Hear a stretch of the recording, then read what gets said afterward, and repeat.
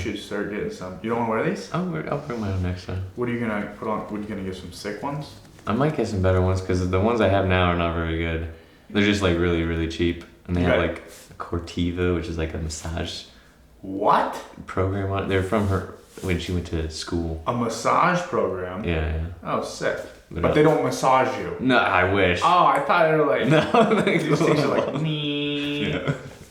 No, that'd be pretty cool. Yeah. They had massaging sunglasses. I saw something the other day where you can massage your fingers. You roll your fingers into this and it massages your fingers. Really? Yeah. I like those back massagers ones that they like... Yeah, like a chair one? Yeah. Well, like a chair one or like one you like attach it onto your waist and there's like these... Oh, really? Well, have you ever had those? It's like... No. And they like rotate. No, I can imagine what you're talking about, but it's probably similar to the chair. It's like a Velcro belt they used to strap on. Yeah. Wild. Yeah. Sometimes those things hurt me. Oh, dude, they're not good for you. It's like a horrible contraption. It's because it's just pushing your muscles and like, I don't know. Yeah. It's kind of nice to loosen it, but I don't think overdo it. Dude, I am huge into like foam rollers and stuff. I love those. I've never gotten into foam rollers, but I heard they're just amazing. Yeah, they're amazing, all right. And oh, dude, I literally almost brought up the massage gun I have today. Oh, the one that goes. Yes, I just got a new one on Amazon. It was like $250, but it rips. Nice. And it like you put it on your leg, and your whole leg is like vibrates. Yeah. If it was like an elderly person, I think it would probably break their leg. Jeez. It's literally like the most powerful one. Wow, it's pretty. Yeah, 16 millimeters of impact. It says. I don't know what that means, but yeah, just a little reference for you. I don't know what that means either. I don't know how that compares, but I like it. Yeah. Anyways, yeah. So what have you been up to? What have I been up to? I went rock climbing last night, actually. Sweet. For the first time in like probably a couple of years. Really? Dude, with you and jiu-jitsu, it's like me and rock climbing, man. I was like a kid in a candy shop on that. Really? Oh, dude, so we're going tomorrow. Are you serious? Oh, yeah, we got a membership. We're going. How far away is the rock climbing place from here? In Essex, so it's like 35 minutes or so. But, yeah. Dude, it's a nice gym. They got some bouldering. They got some what's called top rope, which is like the ropes at the top and you climb up. And then they also got like lead climbing, which is the one you like climb and hook yourself in as you go. Yep. So we're going to get a couple of classes in that and learn how to do that. But does it scare you at all? That part does. That's why I've never done it before. But lead climbing does. Yeah, the lead climbing. Why? Well, the height and it's the highest one. Yeah, well, there's the top rope ones where it's like the ropes at the top, you clip in at the bottom, and somebody like pulls the rope as you go up. And so the rope's at the top, and so there's not like when you fall, you're just falling, and the rope at the top holds you. Lead climbing, when you go up the thing, you hook it into the carabiners, and so if you fall and your last hook in was down there, it's going to be a giant swing. So a lot bigger falls, which is the part that intimidates me because I'm not like big on heights. But so how far is the span between one carabiner to the next carabiner? I don't know. I've never done it before. Wow, that's gnarly. I would put mine like every feet. I gotta learn. Like, yeah, I know it's gonna be like that for me.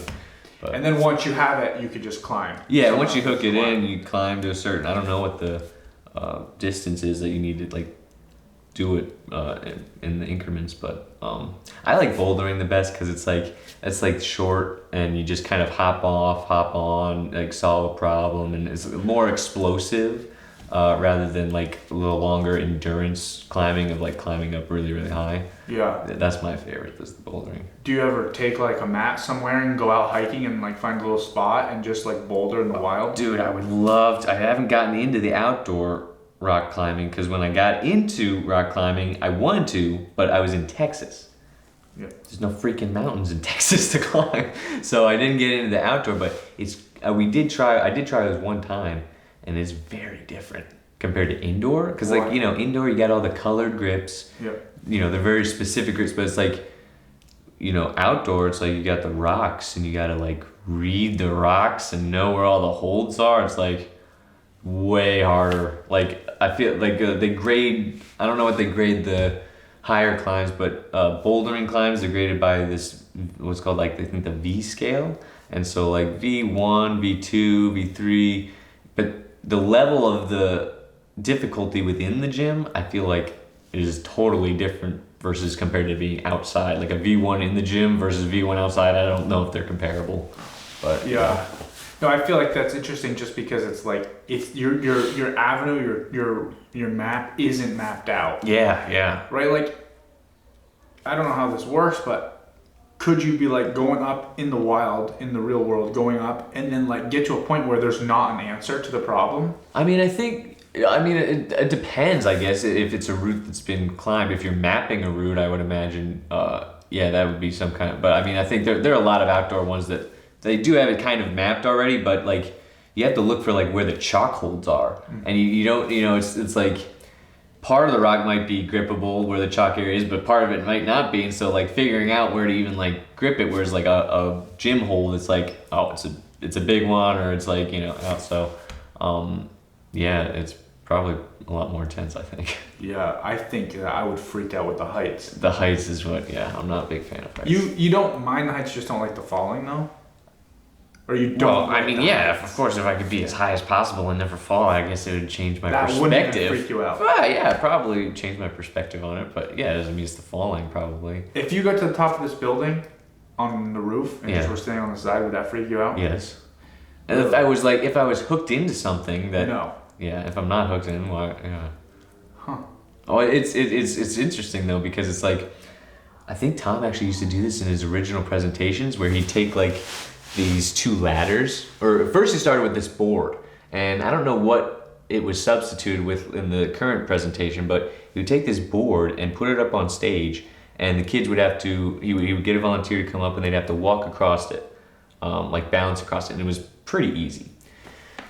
And then he takes these two ladders and puts the board at the top of the two ladders. And he's like, what's changed here? It's just, oh gosh, I don't know. I never saw that original version, but it was something to do with the environment, or he's like, the board didn't change. Like, you still able to walk across the board. You didn't touch the ground last time. Like, why are you so nervous now to go and do that? I don't think anybody ever actually goes up and does it, but Yeah. but the whole point is like, you do it while it's on the ground, and then you do it while it's high in the air. Like, what is changing? I don't know, that's just what I thought of when, if I go up onto the roof and I'm attached to something, it might be easier, but if I'm not attached to something, it might, be more intimidating. I don't know. Yeah, I would be freaking out. Yeah. I would be freaking out if I was hooked into that thing or not hooked into that thing.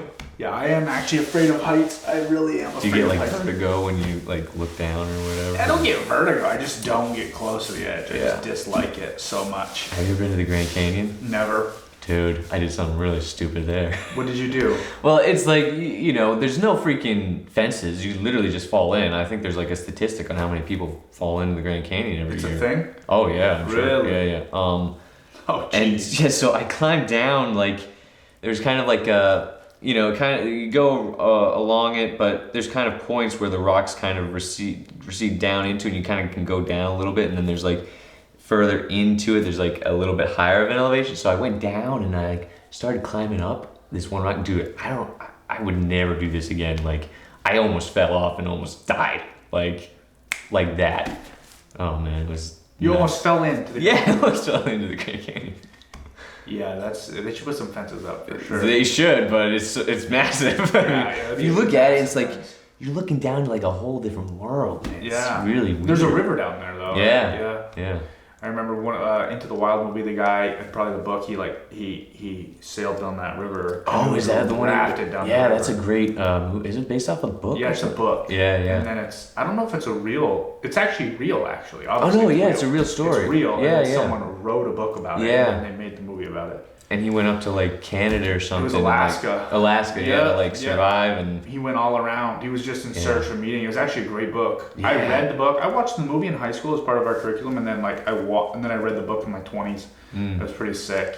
Yeah, it was pretty hardcore and just a lot of cool things. Yeah, I never read it. Yeah, someone who just like came from kind of like good family, good society kind of, but he just didn't see the point in all of like the American dream and all this kind of stuff. And there's a lot more to it. And he graduated college and he just burnt his money and just went off and just kind of rebelled for a second. And ironically, my understanding is he was done and over with his exploration, and he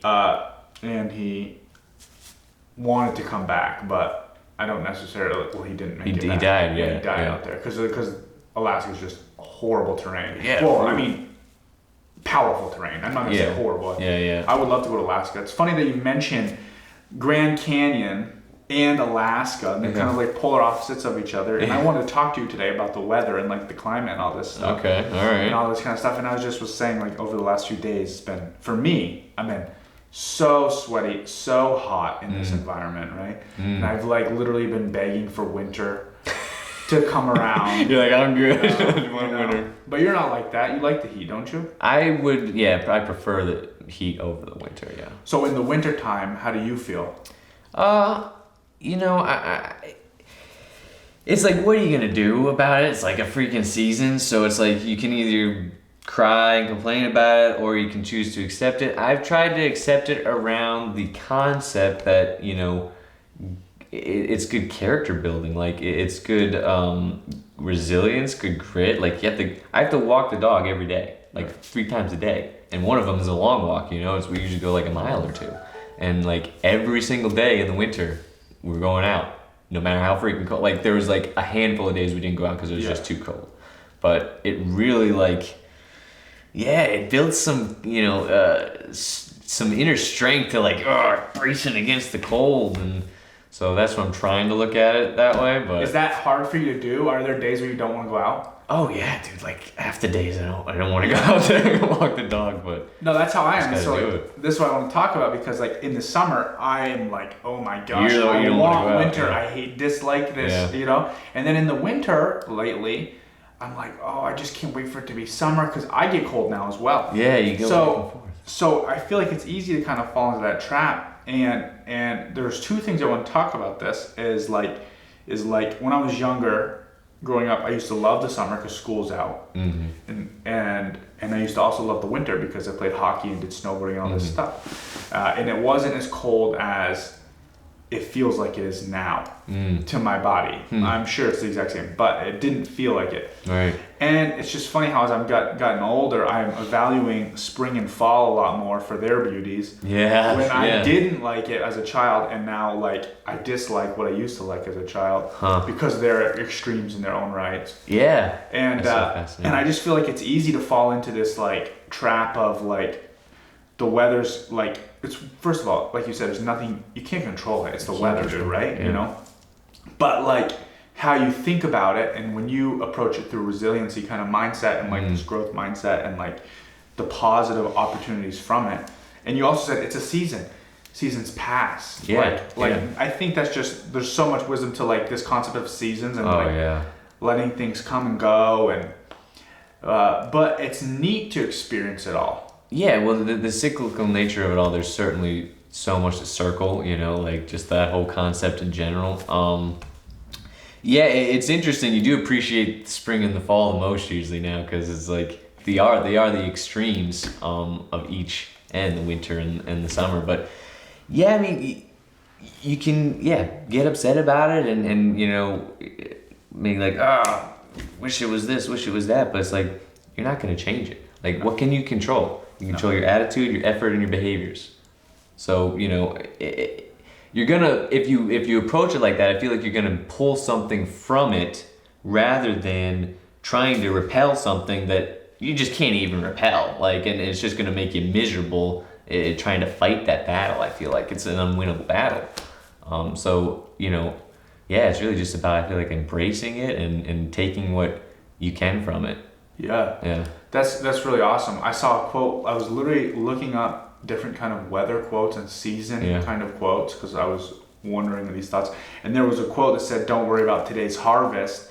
Worry about the seeds you can plant instead." Roughly. I mean, I'm paraphrasing, but that's basically what it was. And that's exactly kind of exactly what you just said there. Instead of looking at like kind of the deficits, you're looking at the opportunities you can get from them. Yeah, the opportunities that you can get from it.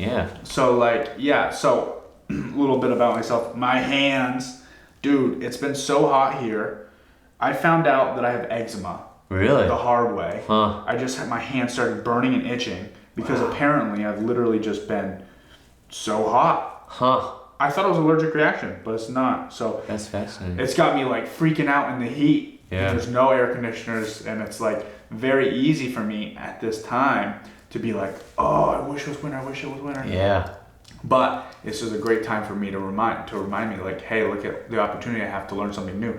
And now I'm kind of feel like I'm kind of leveraging this whole entire experience of like my hands, and I'm asking ChatGPT like, what should I do to fix it? What are some nice treatments and stuff? And I'm learning a lot about eczema, which I'm actually starting to kind of leverage into my knowledge about jujitsu and how to take care of your skin, because because jujitsu and contact sports with mat sports, probably even gymnastics, honestly, where you're sharing a mat and you're getting sweaty, a lot of different bacteria can get past, good bacteria, bad bacteria, and everyone has bacteria on their skin.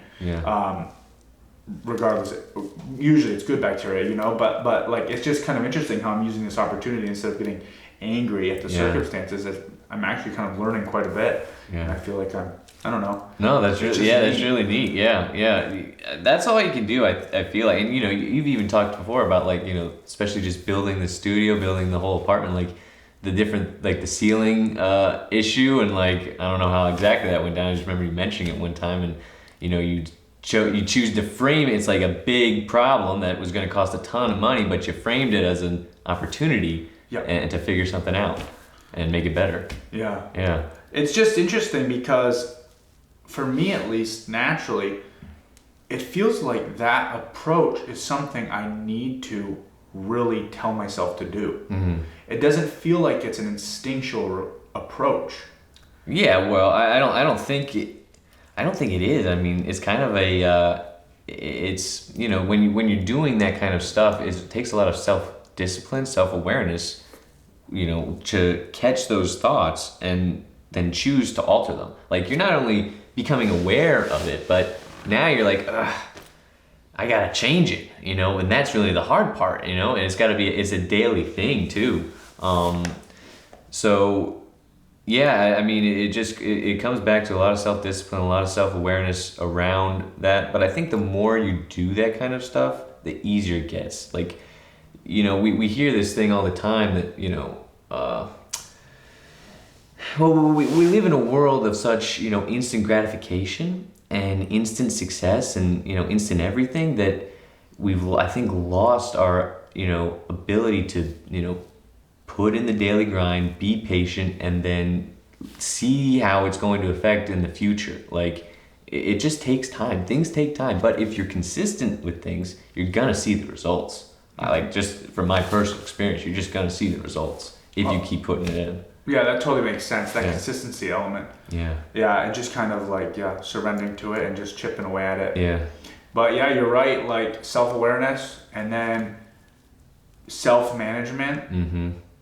Man, it sounds easy to go, okay, self-awareness. Right, you just say it, okay, knock them down. But what does it look like in the field? It's tricky when it's you in the field. Yeah. You know, it's like, wow, I don't want to go out today. I was mowing the lawn today, and I was like, how am I going to drive the tractor with my hands all jacked up? I'm like, this is going to destroy my hands. And sure enough, it was. But I said, you know what? Maybe I'll put gloves on. And I put some gloves on, and it actually made them feel better. Oh, good. And I got to see these ducks, dude. There's some ducks going on. I saw this duck. I was mowing the lawn. My neighbors has ducks. They come over. I took a video of them. I'll put them up. I'll put them on right now. Okay. And basically, dude, this duck's got this limp, and it's like strutting, and it's like, wait, like totally like got this hitch in its walk. And I was thinking, like, dude, that duck is out here in this heat, and it's 50% of its mobility is wrecked right now. Jeez. Like, it's got two legs. Like, these ducks are crazy. Yeah. Like, you know how a duck waddles, right? Yeah. Like, imagine one of its foot being hurt, its legs being hurt. That's a struggle. Yeah. That's a tough duck, and it's like still like crawling along, dude. Nature's resilient. It's so resilient, dude. And this duck was like coming up to the mower, and like, I'm mowing the lawn, and I'm like, bro, you're gonna have to move, and it keeps like having to walk more and more. But I have a video, we'll throw it up, and but that alone kind of shifted my perspective, kind of like, hey, dude, look at this duck, tear it up. You know, your hands are gonna be fine. It's no big deal. Dude, I saw this video of this lion once. It was like paralyzed on the back. It was like dragging itself forward.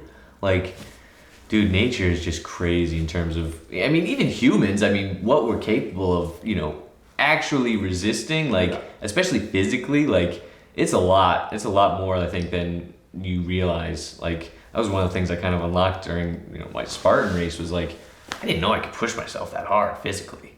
Like, but when you do that kind of stuff, then you know you can do it, and you realize, you know, your limits can continue to be expanded. Like, I don't think there's a cap of human limitation. I think you have a limit as an individual, but you can keep pushing your limit, and, you know, sometimes it even goes back to the mental stuff. Yeah, I was gonna ask. Like, dude, like, sometimes, you know, this work is so much sometimes, like, I can't even think.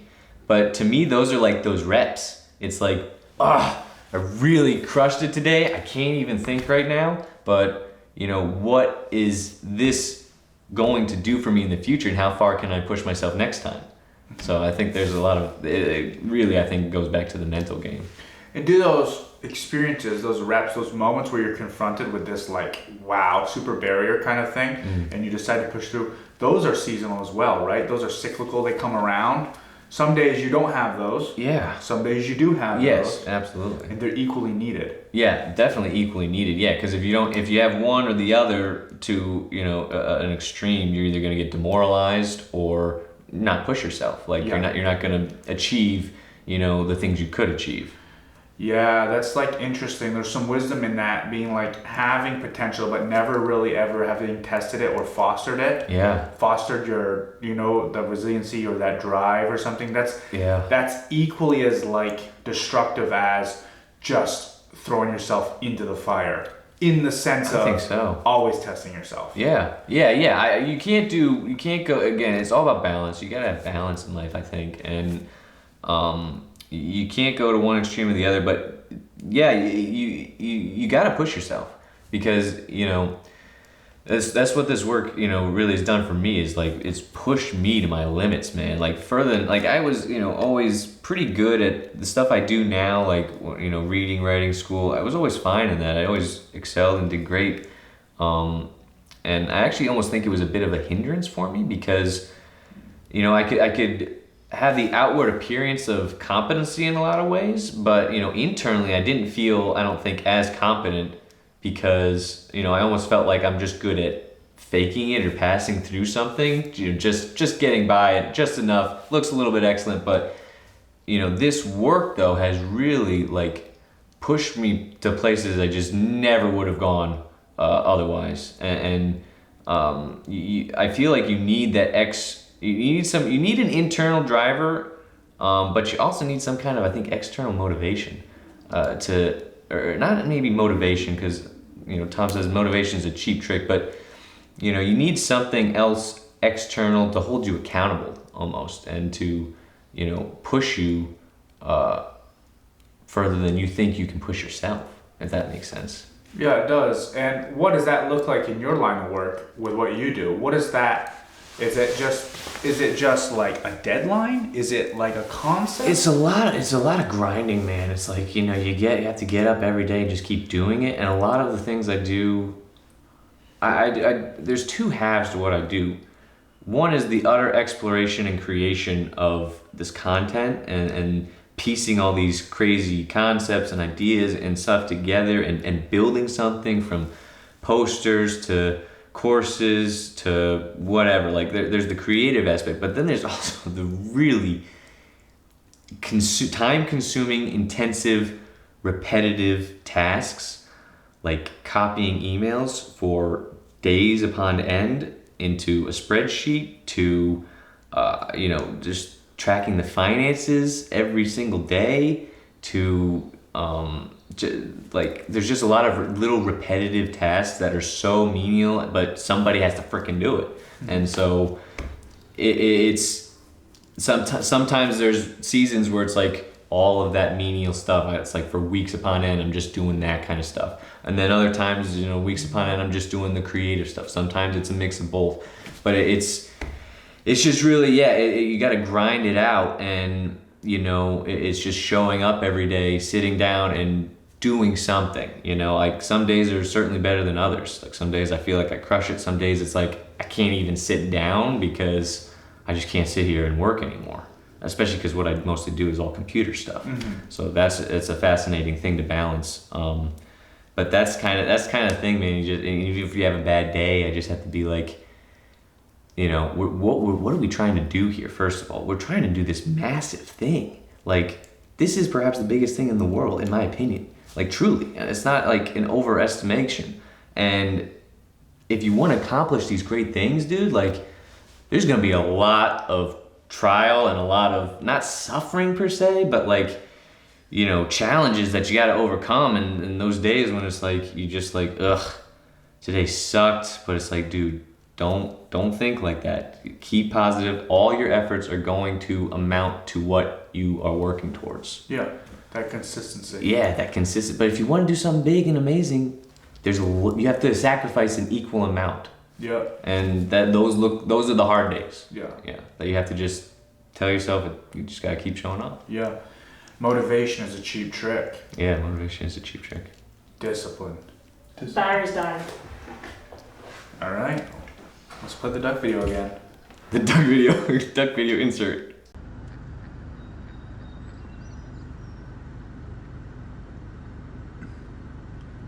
They're eating the bush.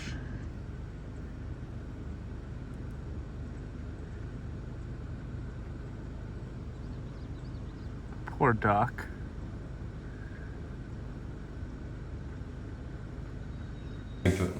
Time to burn the hands. Ow! And we're back. Okay. Yeah, I should have gotten my thing. Yeah, ow. And they're still stinging now. Dude. No. Okay. I could do it next time. Oh, yeah, we're going to have to have it.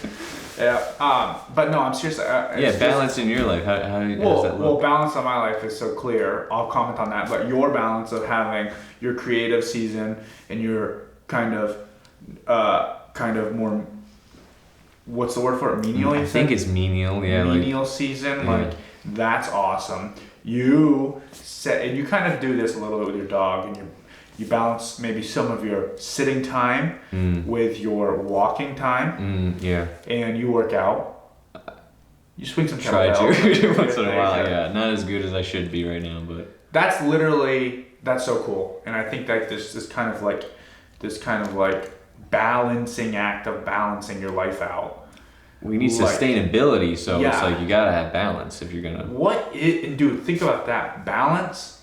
Imagine something balancing, like that. You could sustain that forever, assuming nothing comes in and disrupts it. Right. But like the essence of balance, the state of being balanced, is true. And that's true. It's an infinite scale. If you can just hold it balanced. Wow. Yeah. Huh. So that's cool to hear. So I've just been thinking about balance all day, but I feel the same way in terms of my work. Like when we're doing video work or something, like it's very much technical. It's very much sciencey kind of. Yeah, it's creative a little bit, but when you're editing, man, like editing's creative, but it's not like we're making like super action movies necessarily. Like we're making, kind of our style is kind of like crisper, cleaner. We do some kind of motion graphics, but for the most part it's educational. Yeah. And then I contrast that in my balancing act with jiu-jitsu, which is like physical and creative and just, it's so there is balance everywhere. And I think that's kind of cool. And like the martial arts kind of like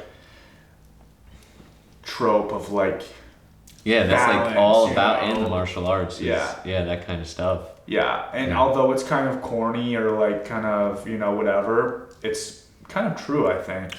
Dude, one of the things I've come to discover as I've gotten older is they're cliches or corny for a reason, because you can hear the thing 1,000 times, but one day, I think, it won't happen for everything, but like a lot of these cliches that you hear, it's like something clicks and you're like, whoa, that's what that means. Like coming to new understandings on things is like one of my favorite things in the world, man. It's like so cool when you look at it, you're like, whoa, I've seen that 1,000 times and yet I've never even understood what it meant. Yeah, exactly. No, I know exactly what you mean there. I'm trying to think of an example of something that's happened in my life with that. Do you have anything that's happened in your life? Like, I know the thing where I know what you're saying, and I've experienced it, and it's a very cool thing because it's all almost like it was right under your nose. Yes. And how silly are you for thinking you understood it? Now you really get it. Yes. It happens to me a lot with songs. If I'm listening to the lyrics of a song, like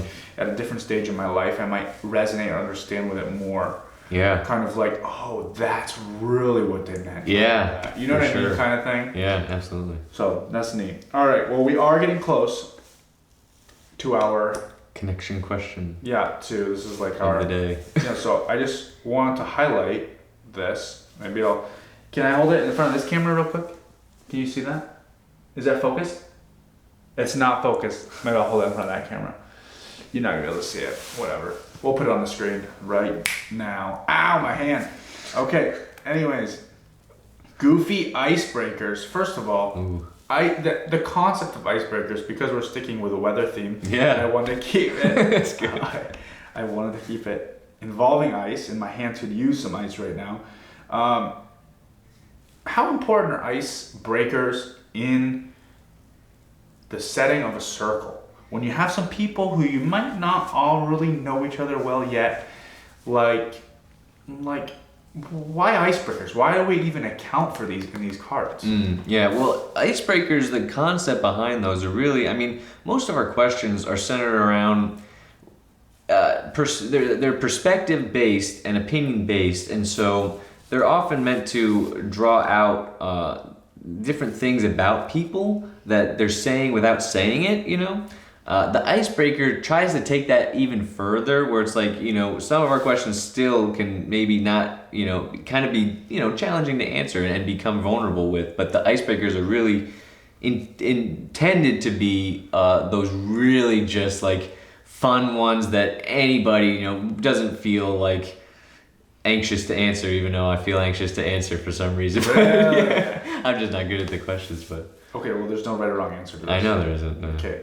I'm going to pretend you're a younger student first, and then Matt. Okay. Maybe I won't, actually. Oh, yeah, actually I will, because these are two different things. So check this out. So, you're a younger student. Okay. This is friend for younger student. What would you do if you were home alone? Oh, that's a good one. If I was a younger student home alone, it's a bad question to ask me because I won't do anything fun. I was a very good kid. I don't know, something wild would be cool, but you'd probably rock climb up. Play video games. I don't know. It depends. If I'm home alone, you know, probably just play video games or. Nothing wrong with that. Yeah. Did you have a favorite video game when you were younger? Just out of curiosity. Dude, Call of Duty, I think has to be the one. Dude, so I've been trying to get back into video games. I thought it was gonna be like Lord of the Rings. No. We played a lot of different games, but the one we played the most was Call of Duty because it was one of the few. I have 3 younger brothers, and so it was one of the few that had 4-player split screen. Sick. Yeah. Would you mop them up? No, they're probably better than me. Oh no. But I'm getting into it again, so I'm gonna get better than them. That's insane you're saying that. I'm not into playing video games anymore, really. Yeah. But I have been on a straight up fest of just watching Black Ops Zombies playing. Just watching people shred Black Ops Zombies. I could get to like level maybe 7 if I was lucky. I could get to like 7, but these guys are getting to like 20 plus, dude, just shredding hours long of just shredding. What's the fascination between for like I would watch gameplay, but only to beat something on the game myself. What is the fascination of watching YouTubers play through things like that? I can only answer from my point of view. Yeah. I never watched people play video games while I was playing video games. Okay, so when I played video games myself, I would just play them. Right. I don't play video games now. And now more than ever, I've been interested in watching people play them. Yeah. And some of them are like horror games that I like watching horror games for like the spookiness, and it's different than a movie. You know. But then I've been watching, you know, Call of Duty Zombies, no commentary even, just literally just gameplay, some dude shredding it. So it's interesting. Yeah, like you don't know why you like find it so Like I just would be bored like watching it. No, it's not boring. It's pretty sick.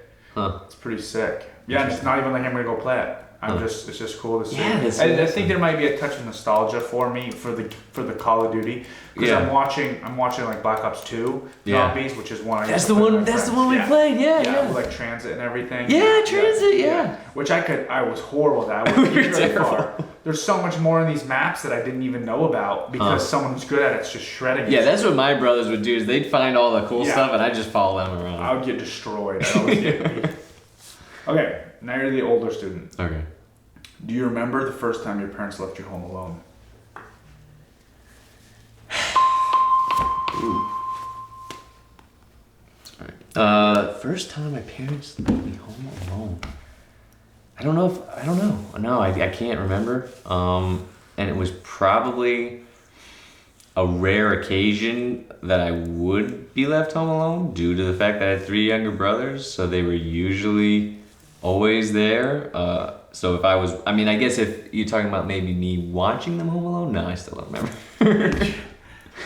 It's been too much Call of Duty. It's too much Call of Duty. Oh no. No, I can't remember. Do you remember? Really? It's a long story. Do we have time for it? Well, it's better. Just go for it. I'll go. All right, ready? So listen. So I was left home alone overnight with one of my friends. I was probably like in the 4th grade, 3rd or 4th grade, and my parents left for the night. Said you can, just lock the doors, whatever. So we were chilling, having fun, probably playing Call of Duty, probably doing something, and then we're like, let's go skateboard in the garage, and we locked ourselves out of the house. Yeah, really not good. So we came up with this idea, let's break into the house. God. So we took a crowbar and just bashed the front door in. And you actually broke into that thing, but like, see if the window's unlocked or... We